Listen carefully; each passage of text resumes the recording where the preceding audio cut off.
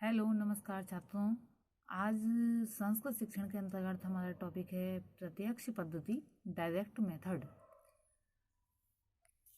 इससे पहले हम भूमिका रूप में जानना चाहेंगे कि जिस प्रकार संस्कृत भाषा विश्व की प्राचीनतम भाषा है, उसी प्रकार संस्कृत शिक्षण की परंपरा भी विश्व की प्राचीनतम भाषा शिक्षण की परंपरा है। प्राचीन काल में भारत में गुरुकुलों, मठों तथा आश्रमों में संस्कृत का पठन पाठन होता था। उस समय उसमें संस्कृत शिक्षण के लिए केवल पंडित शैली ही जो है प्रचलित थी, जिसका स्वरूप मौखिक था। दीर्घकाल तक यही परंपरा चलती रही, किंतु आज जब संस्कृत भाषा लोक प्रचलित न होकर पाठ्य पुस्तकों के अंतर्गत आ गई है, मतलब पाठ्य पुस्तकों से जिसकी शिक्षा कार्य होने लगा है, तो ये पाठ्य पुस्तकों तक ही सीमित रह गई है। उक्त विधि का प्रयोग जो है अव्यावहारिक हो गया है। उक्त विधि से आज से जो आश्रम पद्धति उसका जो है अव्यावहारिक हो गया है। अतः संस्कृत शिक्षण को रोचक, प्रभावशाली व सामयिक बनाने के उद्देश्य से शिक्षाविदों एवं मनोवैज्ञानिकों या मनोविज्ञानियों ने बालकों की अवस्था, रुचियों, योग्यताओं और वैयक्तिक भिन्नताओं को दृष्टि में रखते हुए जो शिक्षा प्रणालियों या पद्धतियों का सूत्रपात किया है, उसमें से ये जो है प्रत्यक्ष पद्धति मुख्य है। तो आज हम प्रत्यक्ष पद्धति के विषय में आपको समझाएंगे। तो इसके अंतर्गत पहला पॉइंट है प्रत्यक्ष शिक्षण पद्धति से आशय।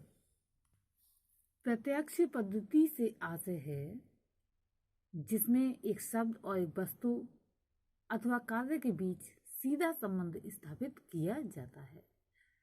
कहने का तात्पर्य यह है कि बच्चे को जिस चीज की शिक्षा दी जाती है, जिस वस्तु की शिक्षा दी जाती है, वह उसे प्रत्यक्ष उसके सामने उसे जो है दिखाई जाती है। देखकर, छूकर, स्पर्श कर महसूस कर छात्र उसे जो है स्थायी बना लेता है, मतलब उसके मस्तिष्क पटल पर स्थायी हो जाती है और वह जीवन भर उसको याद रखता है। इसका नेक्स्ट पॉइंट है प्रत्यक्ष पद्धति शिक्षण का विकास। भाषा शिक्षण की इस विधि का विकास 1801 ईस्वी में फ्रांस में हुआ था। ये हुआ था 1801 ईस्वी में फ्रांस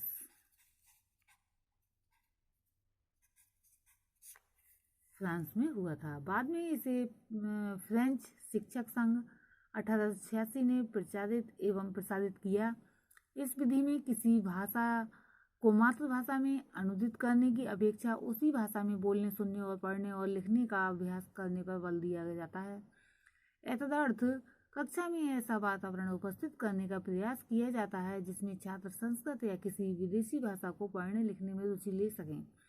कक्षा में संबंधित भाषा में ही अध्यापन होता है, उसी में प्रश्न पूछे जाते हैं, उत्तर मांगे जाते हैं तथा उसी में वार्तालाप किया जाता है, जिससे छात्रों में संस्कृत आदि भाषा को लिखने पढ़ने का अभ्यास करने की आदत का विकास हो जाता है। साथ ही उस भाषा में बोलने एवं समझने की प्रवृत्ति भी विकसित होती है। प्रत्यक्ष विधि के संबंध में कुछ विद्वानों ने विचार अपने अपने दिए हैं, जिसमें प्रोफेसर राम रजा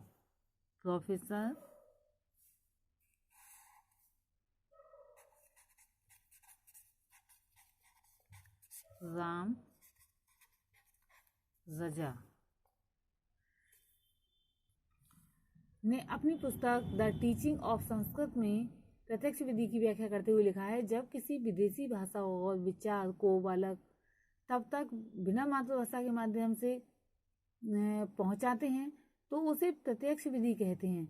इस प्रकार विद्वान आमटे एवं डोंगरे ने इस विधि के संबंध में मत व्यक्त करते हुए लिखा है, प्रत्यक्ष विधि उस प्रक्रिया पर आधारित है जिसमें एक शब्द और एक वस्तु अथवा कार्य के बीच सीधा संबंध जो है स्थापित किया जाता है। इस प्रकार हम देखते हैं कि विदेशी भाषाओं के साथ साथ संस्कृत भाषा भी या संस्कृत के शिक्षण में भी प्रत्यक्ष विधि के महत्व को स्वीकार किया गया है।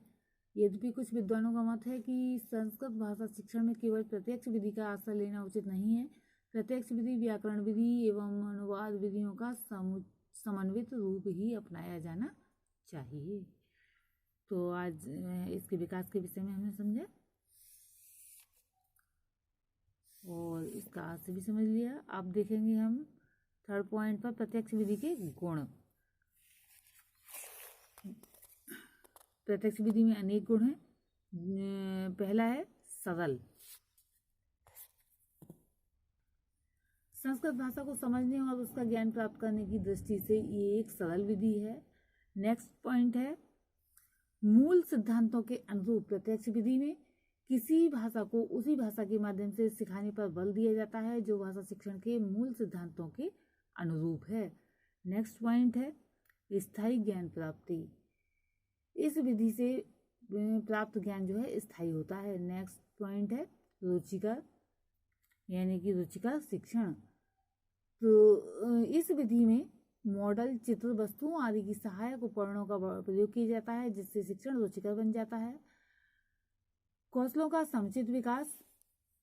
इस विधि द्वारा छात्रों में संस्कृत भाषा को बोलने, लिखने, सुनने, पढ़ने और आदि कौशलों का समन्वित या समुचित विकास किया जाता है। मनोवैज्ञानिक सिद्धांतों के अनुकूल। ये विधि मनोवैज्ञानिक सिद्धांतों के अनुकूल है क्योंकि इसमें ज्ञात से अज्ञात की ओर एवं विशिष्ट से सामान्य की ओर ज्ञान कराने पर जोर दिया जाता है। रचनात्मक शक्ति का विकास। इस विधि के द्वारा रचनात्मक शक्ति का विकास होता है या स्वावलंबन की आदत भी पड़ती है। इसमें योग्यता की उपेक्षा नहीं की जाती है, शक्ति की उपेक्षा नहीं की जाती है। जो भी छात्रों के अंदर योग्यता होती है, रुचि एवं योग्यता की उपेक्षा नहीं की जाती है। इस विधि में संबंधित विषय की प्रकृति की जो है उपेक्षा नहीं की जाती है। इस विधि से जो है छात्रों को संस्कृत भाषा का व्यवहारिक ज्ञान प्राप्त होता है, इसलिए इस विधि में जो है छात्र सक्रिय रहते हैं। अब हम देखेंगे प्रत्यक्ष विधि की सीमाएं। ये विधि प्रारंभिक स्तर पर संस्कृत शिक्षण की दृष्टि से उपयोगी नहीं है क्योंकि इस स्तर पर छात्रों का संस्कृत भाषा का प्रारंभिक ज्ञान भी नहीं होता जो संस्कृत समझने व बोलने के लिए जो है आवश्यक है। ये विधि उच्च मानसिक स्तर के छात्रों के लिए उपयोगी हो सकती है किंतु सामान्य स्तर पर छात्रों के लिए कदापि नहीं। अब हम निष्कर्ष रूप में कह सकते हैं चाहे कुछ भी हो, ये विधि बहुत उपयोगी है और जब प्रत्यक्ष रूप से बालक देखता है तो बहुत इसका स्थायी ज्ञान जो है स्थायी हो जाता है। संस्कृत भाषा जिसे बोलने वालों तथा उसे सीखने के प्रति जो है रुचि रखने वालों की संख्या कम ही है। इसके अध्यापक गण भी जिसे पढ़ाने की और छात्र जिसे पढ़ने की औपचारिकता ही पूरी करने की कोशिश करते हैं। और जब अच्छी तरह कोशिश की जाए, केवल औपचारिकता ना की जाए, तो ये इसमें संदेह नहीं कि संस्कृत भाषा अपनी प्राचीन प्रणाली के अनुरूप, मतलब प्राचीन समय में जैसी संस्कृत उच्च शिखर पर थी वैसे ही आज भी पहुंच जाएगी। आज के लिए इतना ही, धन्यवाद।